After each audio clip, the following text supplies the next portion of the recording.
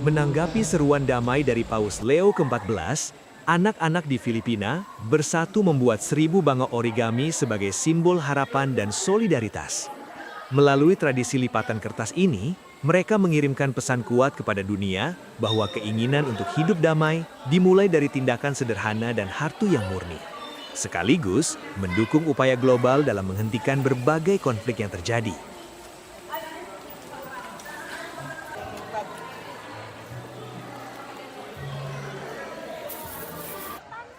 Dan, Mami, guys, I got the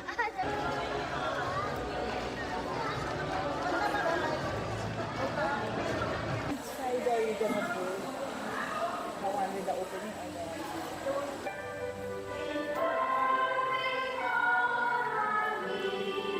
Children of the world, unite to stop the war. Restore peace. Yun ang wish kasi ni Sadako, 1,000 paper cranes para hindi siya mamatay. Ito naman, simple lang wish niya. 1,000 paper cranes para manalo siya sa chess. Palagi hindi siya nananalo eh. Gumawa siya ng paper cranes, dumating competition, hindi pa niya tapos yung paper cranes, 200 lang nagawa niya, nag-champion siya. Hindi niya makalimutan yung paper cranes, yung homily, si Sadako, tinapos niya yung paper cranes hanggang sa naging 1,000. Nung 1,000 na, nung March 26, 2026, iniwanan niya sa parokya na may sulat na nagpapasalamat sa akin.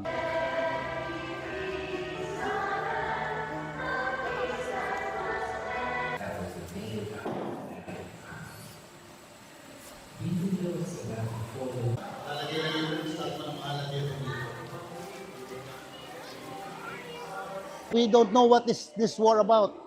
We don't understand what you're fighting for. But we know whatever it is, we are going to lose, especially the children. Okay. Oh, mas magandang tignan. Mas maraming namamatay sa giyera, hindi sundalo eh. Di ba? Namamatay civilians na nasa ospital, mga bata na sa eskwelahan, mga tao nasa bahay nila natutulog. Yan ang namamatay. Hindi namang mga sundalo may hawak na barel. Hindi mga sundalo nasa tangke. Kasi alam nila kung nasa ng kalaban eh. Pero yung mga walang kalaban-laban na walang intensyon gumante at makipag-away, yun po namamatay. Encounter the people.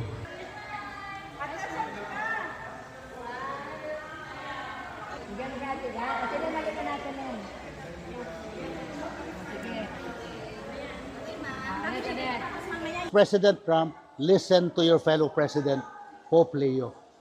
He is the he has the words of truth, the words of reason, the word that does not come from him, but that comes from the Spirit of God himself. The God that we all believe in, the God that you believe in, is the same God who wants peace. Especially this time, if you're listening very carefully to Pope Leo, anyone who espouses war now is not listening to God.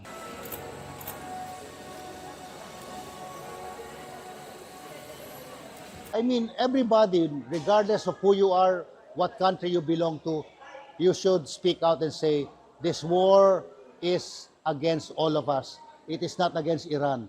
This war is against everybody in this planet because war will destroy everybody.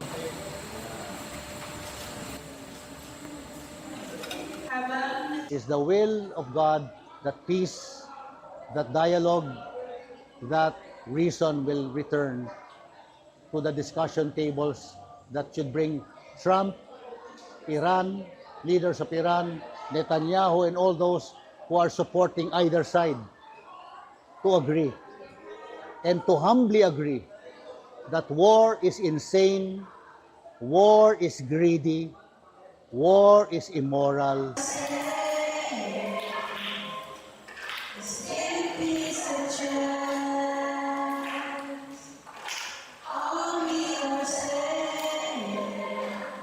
Jelajahi cara baru mendapatkan informasi. Download Metro TV Extend sekarang.